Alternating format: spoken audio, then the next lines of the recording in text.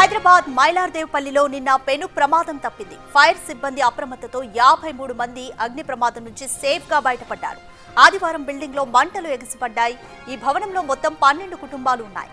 Second floor మెట్ల మార్గంలోని current బోర్డులో short circuit తో మంటలు చెలరేగాయి.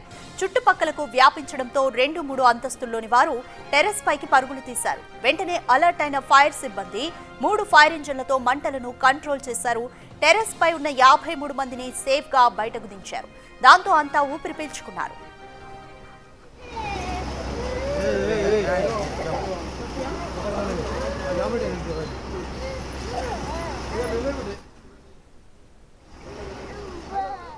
మోర్ డీటెయిల్స్ మా ప్రతినిధి సుజాత అందిస్తారు. సుజాత, మైలార్దేవ్పల్లిలో నిన్న అగ్ని ప్రమాదంలో 53 మంది అయితే సేఫ్ గా బయటపడ్డారు. ఇదంతా కూడా క్రెడిట్స్ టు అగ్నిమాపక సిబ్బంది అనుకోవచ్చా?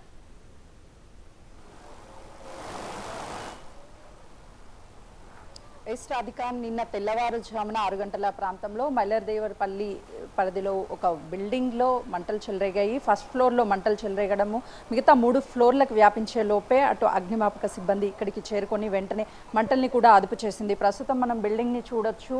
ఈ బిల్డింగ్కే మంటలన్నీ కూడా వ్యాపించాయి. గ్రౌండ్ ఫ్లోర్లో మంటలు చెలరేగాయి. ఆ తర్వాత మొదటి సెకండ్ ఫ్లోర్కి చెలరేగే లోపే అగ్నిమాపక సిబ్బంది ఇక్కడికి చేరుకోవడం వల్ల ఆ మంటలన్నింటినీ కూడా అదుపు చేశారు. ప్రస్తుతం నేను లోపల చూపించే ప్రయత్నం చేస్తున్నాను. ఇదే బిల్డింగ్ ఇక్కడ ఫ్లోర్లో షార్ట్ సర్క్యూట్ జరగడం వల్ల వెంటనే కూడా మంటలన్నీ బయటికి వ్యాపించాయి. ఆ తర్వాత ఫస్ట్ సెకండ్ ఫ్లోర్కి వ్యాపించే పరిధిలోనే అలర్ట్ అయ్యారనే చెప్పాలి. ప్రస్తుతం ఈ పరిధి అంతా కూడా మనం ఒకసారి గమనిస్తే కరెంటుకి సంబంధించినటువంటి బోర్డ్స్ ఇవన్నీ కూడా ఉన్నాయి. ఒకదాని దగ్గర చెలరేగినటువంటి మంటలు మరొక బోర్డుకి వ్యాపించే లోపే కరెంటుని కూడా బంద్ చేయడం వల్ల ఎలాంటి ప్రమాదం జరగలేదు. మొత్తం 12 కుటుంబాలు ఉంటాయి. ఇక్కడ 12 కుటుంబాలు ఆరు కుటుంబాలు ఉంటాయి ఈ బిల్డింగ్లో.